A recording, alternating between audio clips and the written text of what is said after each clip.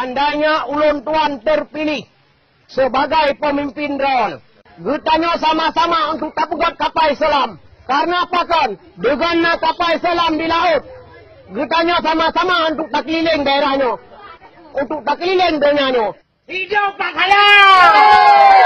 Hijau bertensi! Ulun tuan akan mempegat jalan bawah laut guna transportasi antara Aceh dan Malaysia. Dan juga ke Brunei, Singapura, Malaysia. Sana yang kalupah Malaysia. Hana? Hana!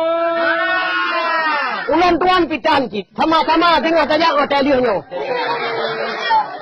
Hidup Partai Berjanjin!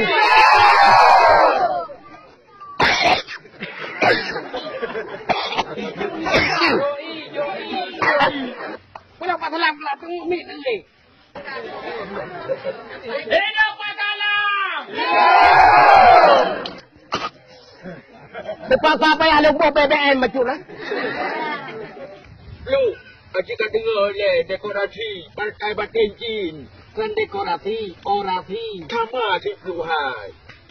Seandainya ulun tuannya terpilih, baik nale masyarakat Acehnya yang nalam utauru. Mungkin bahasa Inggeris, bahasa Arab, Cina, Thailand, Taiwan, sekalipun bahasa-bahasa dikim, harus dia medung.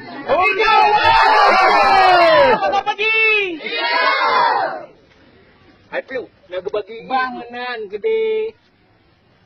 Sistem tak bangun jalan kalinya, sistem mendum-mendumnya pakai remote. Sistem digital.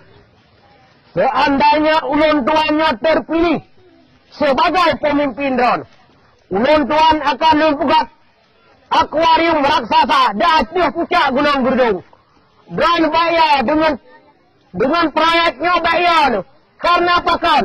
Akuariumnya dibuat kebaik dari kaca 6.000 inci. Mandu, niar pasti naik.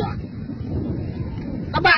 Haji Umar kan saudara di Pak Salam pasar bagian pasti dia. Andainya petang niar Mandu. Haji Umar punya deplu parang. Tetapi Pak Gempaya hanya kebuat parang hepluhan. Hai mana Haji Umarnya bak kauri kau ketempake. Dan tepung. Ada mana bercanda yang tuan draw ke? Tepung. Menanti dalam bidang pariwisata, getanya akan tak undang turis-turis yang ada di luar.